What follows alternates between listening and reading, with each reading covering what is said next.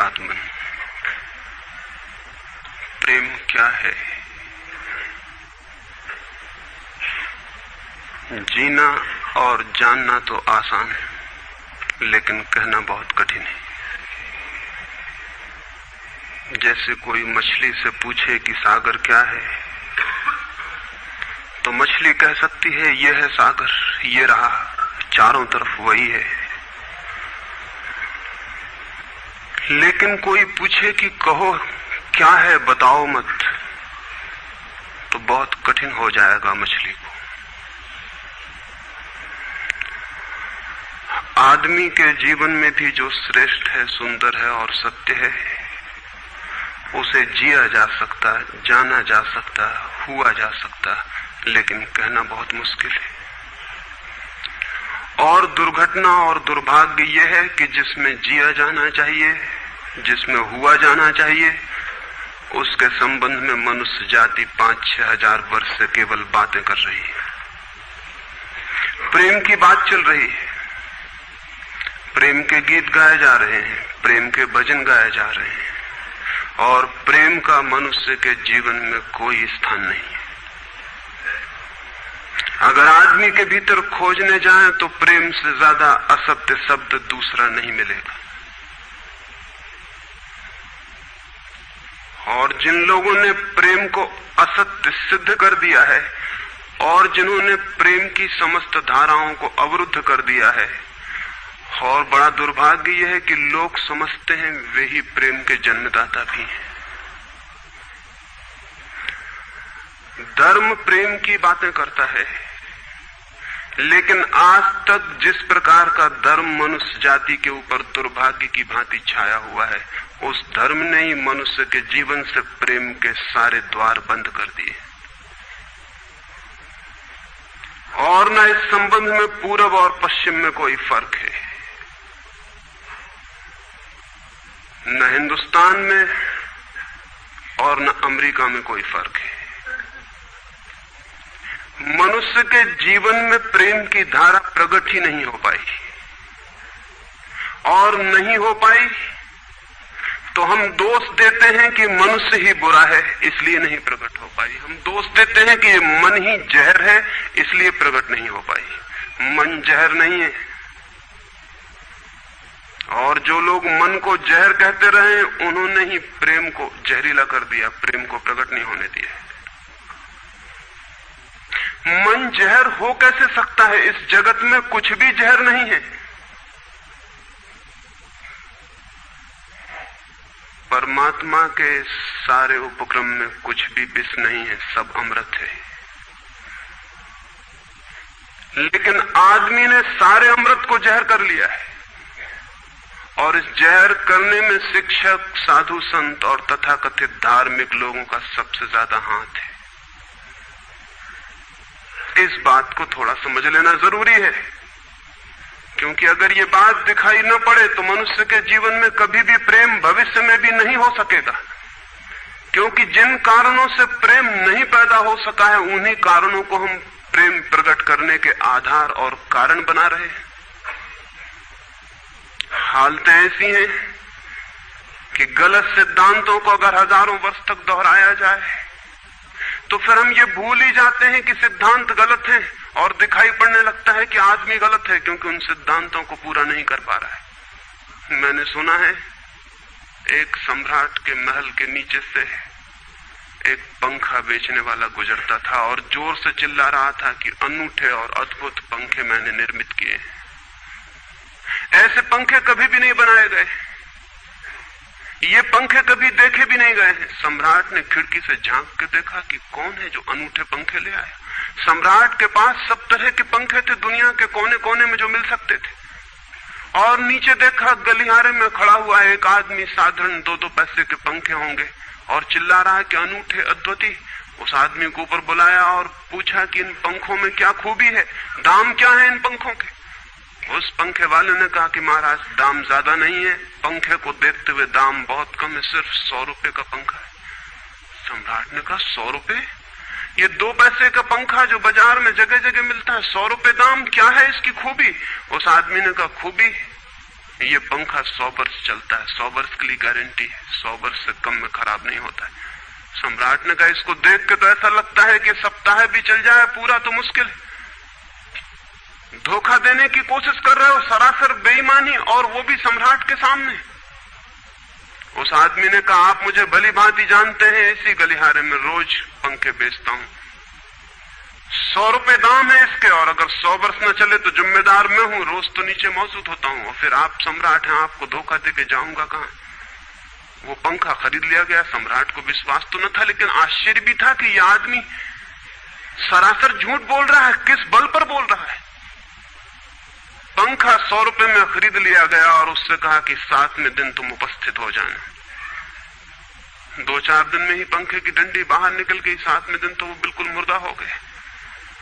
लेकिन सम्राट ने सोचा कि शायद पंखे वाला आएगा नहीं, लेकिन ठीक समय पर 7वें दिन वो पंखे वाला हाजिर हो गया। उसने कहा कहो महाराज।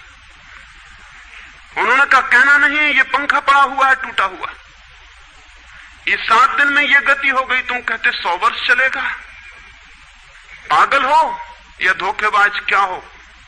उस आदमी ने कहा कि मालूम होता है आपको पंखा जलना नहीं आता है, पंखा तो 100 वर्ष चलता ही, पंखा तो गारंटीड है, आप पंखा जलते कैसे थे। सम्राट ने कहा और भी सुनो, अब मुझे ये भी सीखना पड़ेगा कि पंखा कैसे किया जाता है। उस आदमी ने कहा कृपा करके बताइए कि इस पंखे की गति 7 दिन में ऐसी कैसे बना दी आपने, किस भांति पंखा किया। सम्राट ने पंखा उठा के करके दिखाया कि इस भांति मैंने पंखा किया है। उस आदमी ने कहा समझ गया, भूल, इस तरह पंखा नहीं किया जाता। सम्राट ने कहा और क्या रास्ता है पंखा जलने का। उस आदमी ने कहा पंखा पकड़िए सामने और सिर को हिलाइए, पंखा 100 वर्ष चलेगा, आप समाप्त हो जाएंगे लेकिन पंखा बचेगा। पंखा गलत नहीं है, आपके जलने का ढंग गलत है। यह आदमी पैदा हुआ है 5-6 हजार या 10,000 वर्ष की संस्कृति का, यह आदमी फल है, लेकिन संस्कृति गलत नहीं है, यह आदमी गलत है। आदमी मरता जा रहा है रोज, और संस्कृति की दुहाई चलती चली जाती है कि महान संस्कृति, महान धर्म, महान सब कुछ, और उसका ये फल है। आदमी उसी संस्कृति से गुजरा है और ये परिणाम है उसका। लेकिन नहीं, आदमी गलत है और आदमी को बदलना चाहिए अपने को। और कोई कहने की हिम्मत नहीं उठाता कि कहीं ऐसा तो नहीं है कि 10,000 वर्षों में जो संस्कृति और धर्म आदमी को प्रेम से नहीं भर पाए, वो संस्कृति और धर्म गलत हो। और अगर 10,000 वर्षों में आदमी प्रेम से नहीं भर पाया, तो आगे कोई संभावना है इसी धर्म और इसी संस्कृति के आधार पर कि आदमी कभी प्रेम से भर जाए। 10,000 वर्षों में जो नहीं हो पाया, वो आगे भी 10,000 वर्षों में होने वाला नहीं है, क्योंकि आदमी यही है, कल भी यही होगा। आदमी हमेशा से यही है और हमेशा यही होगा। और संस्कृति और धर्म जिनके हम नारे दिए चले जाते हैं, संतों और महात्माओं की जिनकी दुहाइयां दिए चले जाते हैं, सोचने के लिए हम तैयार नहीं कि कहीं हमारा बुनियादी चिंतन की दिशा ही तो गलत नहीं है। मैं कहना चाहता हूं कि वो गलत है, और गलत सबूत है ये आदमी। और क्या सबूत होता है? एक बीज को हम बोएं और फल जहरीले और कड़वे हों, तो क्या सब सिद्ध होता है? सिद्ध होता है कि वो बीज जहरीला और कड़वा रहा होगा। हालांकि बीज में पता लगाना मुश्किल है कि उससे जो फल पैदा होंगे वो कड़वे पैदा होंगे। बीज में कुछ खोजबीन नहीं की जा सकती। बीज को तोड़ो फोड़ो, कोई पता नहीं चल सकता कि इससे जो फल पैदा होंगे वो कड़वे होंगे। बीज को वो 100 वर्ष लग जाएंगे, वृक्ष होगा, बड़ा होगा, आकाश में फैलेगा, तब फल आएंगे और तब पता चलेगा कि वे कड़वे। 10,000 वर्ष में संस्कृति और धर्म के जो बीज बोए गए हैं, ये आदमी उसका फल है और ये कड़वा है और घृणा से भरा हुआ है। लेकिन उसी की दुहाई दिए चले जाते हैं हम और सोचते हैं उससे प्रेम हो जाएगा। मैं आपसे कहना चाहता हूं उससे प्रेम नहीं हो सकता है, क्योंकि प्रेम के पैदा होने की जो बुनियादी संभावना है, धर्मों ने उसकी ही हत्या कर दी है और उसमें ही जहर घोल दिया है। मनुष्य से भी ज्यादा प्रेम पशुओं और पक्षियों में और पौधों में दिखाई पड़ता है, जिनके पास न कोई संस्कृति है न कोई धर्म है।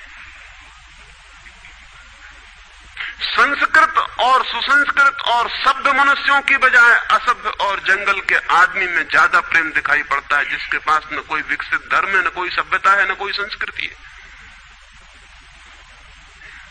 जितना आदमी सभ्य, सुसंस्कृत और तथाकथित धर्मों के प्रभाव में मंदिरों और चर्चों में प्रार्थना करने लगता, उतना ही प्रेम से शून्य क्यों होता चला जाता। जरूर कुछ कारण है, और दो कारणों पर मैं विचार करना चाहता हूं। अगर वे ख्याल में आ जाएं तो प्रेम के अवरुद्ध स्रोत टूट सकते हैं और प्रेम की गंगा बह सकती है। वो हर आदमी के भीतर है, उसे कहीं से लाना नहीं है। प्रेम कोई ऐसी बात नहीं है कि कहीं खोजने जाना है उसे, वो है, वो प्राणों की प्यास है हर एक के भीतर, वो प्राणों की सुगंध है प्रत्येक के भीतर, लेकिन चारों तरफ से परकोटा है उसके और वो प्रकट नहीं हो पाती। सब तरफ पत्थर की दीवार है और वो झरने नहीं फूट पाते। तो प्रेम की खोज और प्रेम की साधना कोई पॉजिटिव, कोई विधायक खोज और साधना नहीं है कि हम जाएं और कहीं प्रेम सीख लें। एक मूर्तिकार एक पत्थर को तोड़ रहा था,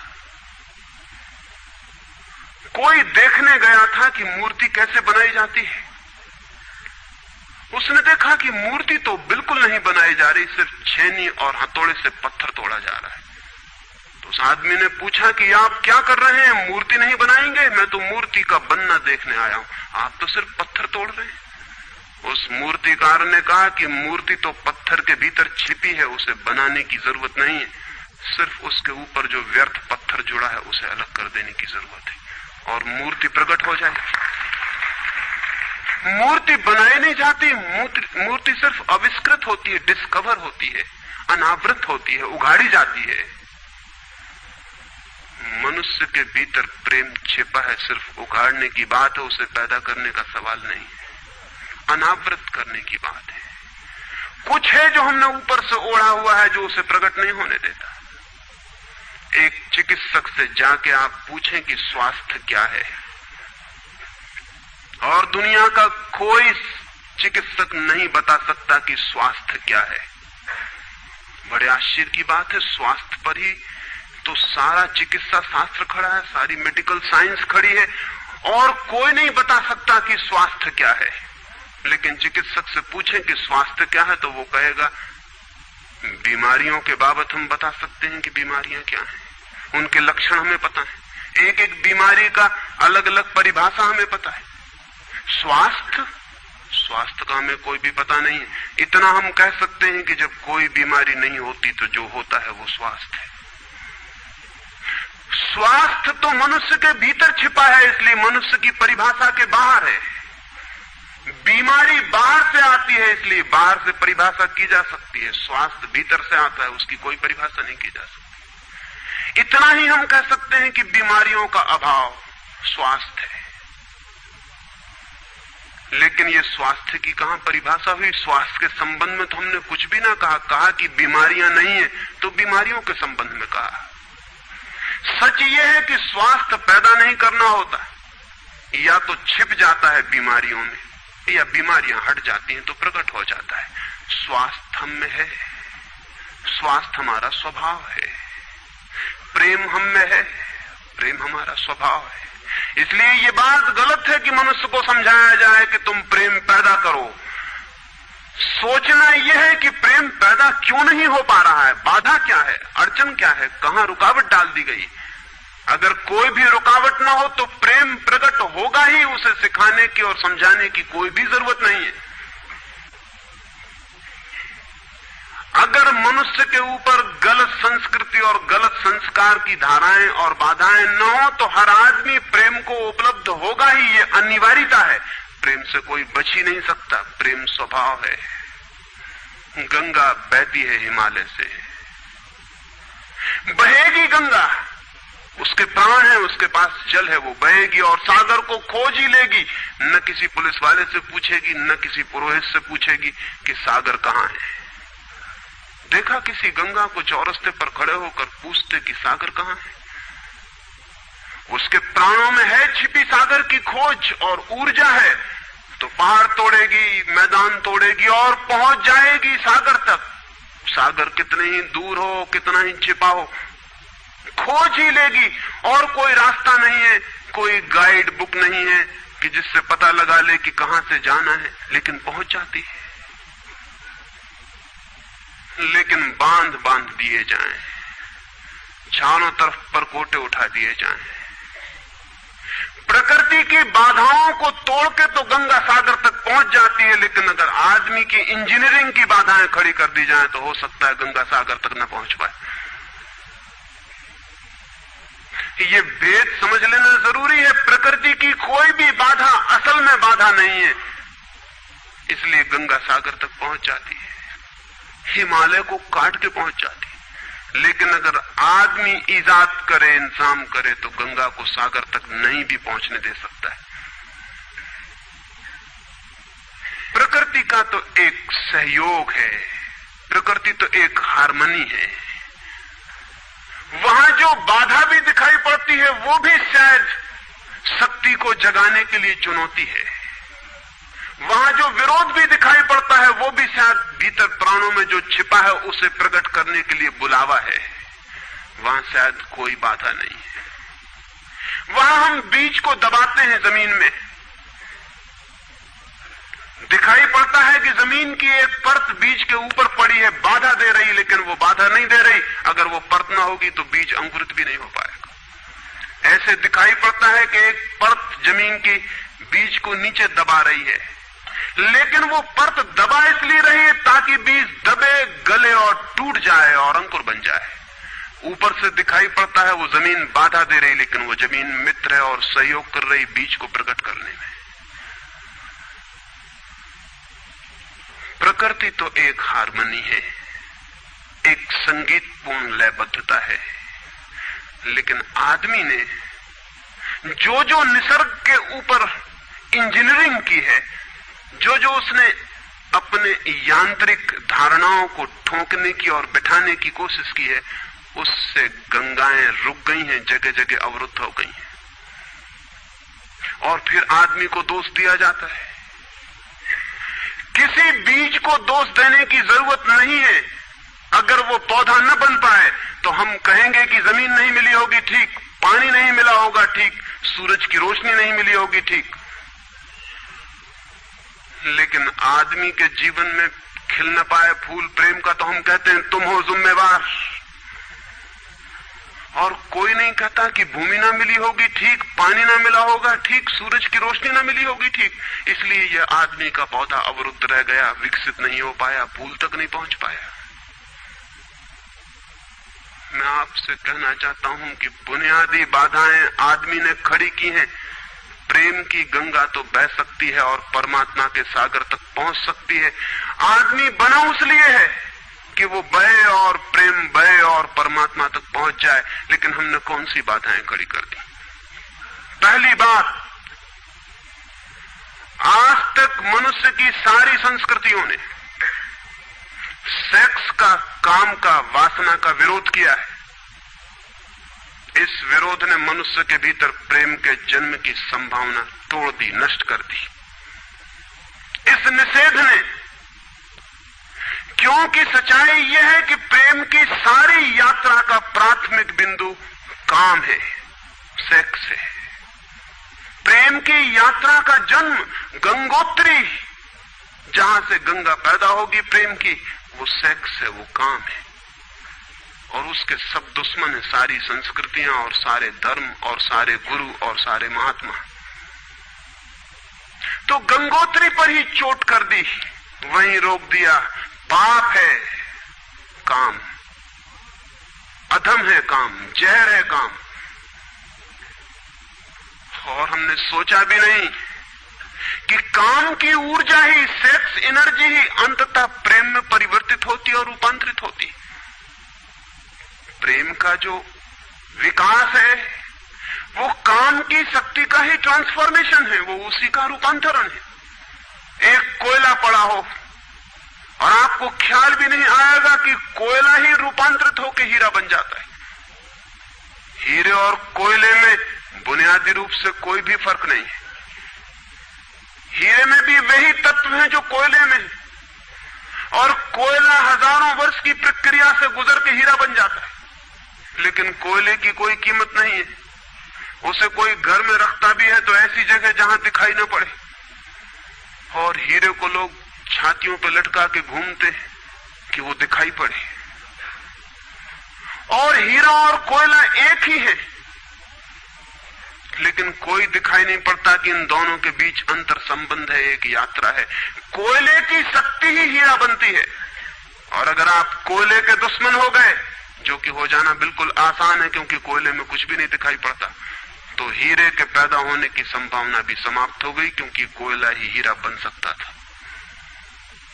सेक्स की शक्ति ही, काम की शक्ति ही प्रेम बनती है, लेकिन उसके विरोध में सारे दुश्मन हैं उसके, अच्छे आदमी उसके दुश्मन हैं। और उसके विरोध ने प्रेम के अंकुर भी नहीं फूटने दिए, और जमीन से प्रथम से पहली सीढ़ी से नष्ट कर दिया भवन को। फिर वो हीरा नहीं बन पाता कोयला, क्योंकि उसके बनने के लिए जो स्वीकृति चाहिए, जो उसका विकास चाहिए, जो उसको रूपांतरित करने की प्रक्रिया चाहिए, उसका सवाल ही नहीं उठता। जिसके हम दुश्मन हो गए, जिसके हम शत्रु हो गए, जिससे हमारी द्वंद्व की स्थिति बन गई और जिससे हम निरंतर लड़ने लगे, अपनी ही शक्ति से आदमी को लड़ा दिया गया है, सेक्स की शक्ति से आदमी को लड़ा दिया गया है। और शिक्षाएं दी जाती हैं कि द्वंद्व छोड़ना चाहिए, कॉन्फ्लिक्ट छोड़नी चाहिए, लड़ना नहीं चाहिए। और सारी शिक्षाएं बुनियाद में सिखा रही हैं कि लड़ो, मन जहर है तो मन से लड़ो, जहर से तो लड़ना पड़ेगा। सेक्स पाप है तो उससे लड़ो। और ऊपर से कहा जा रहा है कि द्वंद्व छोड़ो। जिन शिक्षाओं के आधार पर मनुष्य द्वंद्व से भर रहा है, वही शिक्षाएं दूसरी तरफ कह रही हैं कि द्वंद्व छोड़ो। एक तरफ आदमी को पागल बनाओ और दूसरी तरफ पागल खाने खोलो कि उनका इलाज करना है। एक तरफ कीटाणु फैलाओ बीमारियों के, और फिर अस्पताल खोलो कि बीमारियों का इलाज यहां किया जाता है। एक बात समझ लेनी जरूरी है संबंध में, मनुष्य कभी भी काम से मुक्त नहीं हो सकेगा। काम उसके जीवन का प्राथमिक बिंदु है, उसी से जन्म होता है। परमात्मा ने काम की शक्ति को ही, सेक्स को ही सृष्टि का मूल बिंदु स्वीकार किया है। और परमात्मा जिसे पाप नहीं समझ रहा, महात्मा उसे पाप बता रहे हैं। अगर परमात्मा उसे पाप समझता है तो परमात्मा से बड़ा पापी इस पृथ्वी पर, इस जगत में, इस विश्व में कोई भी नहीं है। फूल खिला हुआ दिखाई पड़ रहा है। कभी सोचा है कि फूल का खिल जाना भी सेक्सुअल एक्ट है? फूल का खिल जाना भी काम की एक घटना है, वासना की एक घटना है। फूल में है क्या उसके खिल जाने में? उसके खिल जाने में कुछ भी नहीं है। वे बिंदु हैं, पराग के, वीरी के कण हैं, जिन्हें तितलियां उड़ा के दूसरे फूलों पे ले जाएंगी और नया जन्म देंगी। एक मोर नाच रहा है और कवि गीत गा रहे हैं, और संत भी देख के प्रसन्न होंगे, लेकिन उन्हें ख्याल नहीं कि नृत्य एक सेक्सुअल एक्ट है। मोर पुकार रहा है अपनी प्रेयसी को या अपने प्रेमी को, वो नृत्य किसी को रिझाने के लिए। पपीहा गीत गा रहा है, कोयल बोल रही है।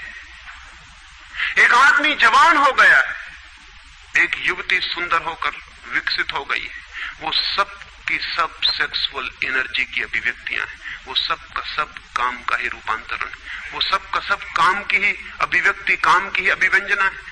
सारा जीवन, सारी अभिव्यक्ति, सारी फ्लावरिंग काम की है। और उस काम के खिलाफ संस्कृति और धर्म आदमी के मन में जहर डाल रहे हैं, उससे लड़ाने की कोशिश कर रहे हैं। मौलिक शक्ति से मनुष्य को उलझा दिया है लड़ने के लिए, इसलिए मनुष्य दीनहीन, प्रेम से रिक्त और थोथा और नाकुछ हो गया है। काम से लड़ना नहीं है, काम के साथ मैत्री स्थापित करनी है और काम की धारा को और ऊंचाइयों तक ले जाना है। किसी ऋषि ने किसी वधू को 9 वर और वधू को आशीर्वाद देते हुए कहा था कि तेरे 10 पुत्र पैदा हों और अंततः तेरा पति तेरा 11वां पुत्र हो जाए।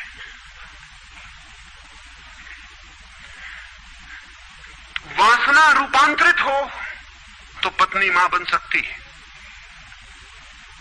वासना रूपांतरित हो तो काम प्रेम बन सकता है, लेकिन काम ही प्रेम बनता है। काम की ऊर्जा ही प्रेम की ऊर्जा में विकसित होती है, फलित होती है। लेकिन हमने मनुष्य को भर दिया है काम के विरोध में। इसका परिणाम यह हुआ कि प्रेम तो पैदा नहीं हो सका, क्योंकि वो तो आगे का विकास था, काम की स्वीकृति से आता। प्रेम तो विकसित नहीं हुआ और काम के विरोध में खड़े होने के कारण मनुष्य का चित्त ज्यादा से ज्यादा कामुक और सेक्सुअल होता चला गया।